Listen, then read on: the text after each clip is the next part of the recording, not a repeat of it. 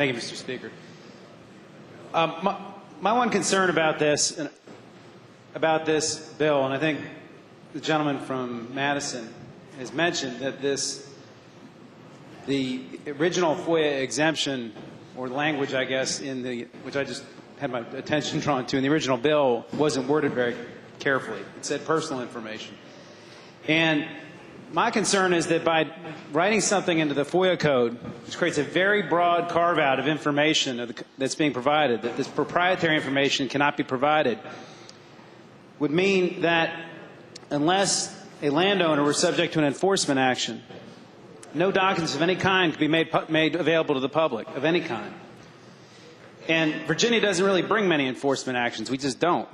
So this would basically make it impossible for the public to basically have a way of determining whether and how agricultural interests are actually meeting their share of the TMDL requirements under the code. And you know, what we're doing here is important. This bill is important. When my father was a child, he used to walk down the Potomac near my house and try and fish. And there weren't a whole lot of fish in the Potomac because it was a dead river. There wasn't a whole lot in it.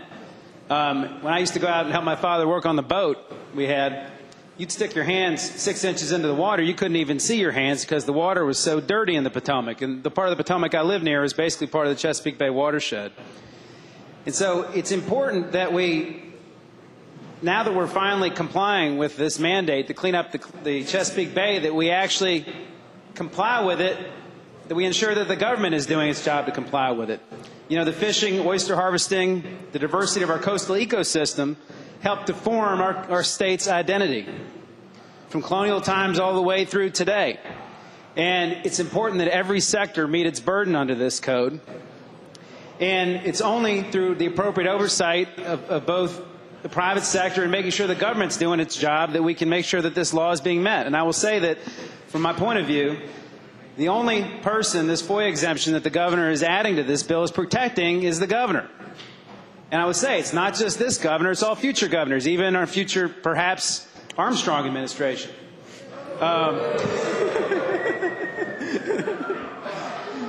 So I would just say that before you remove the public's ability to monitor what the governor's doing, whether the governor is following the law, tread very carefully. I don't think that this exemption is an appropriate exemption to carve in. We talk a lot about sunshine around here unless certain sectors don't want it. And I say let the sunshine in, let the public know whether people are complying. I think we should vote down this amendment. Thank you, Mr. Speaker.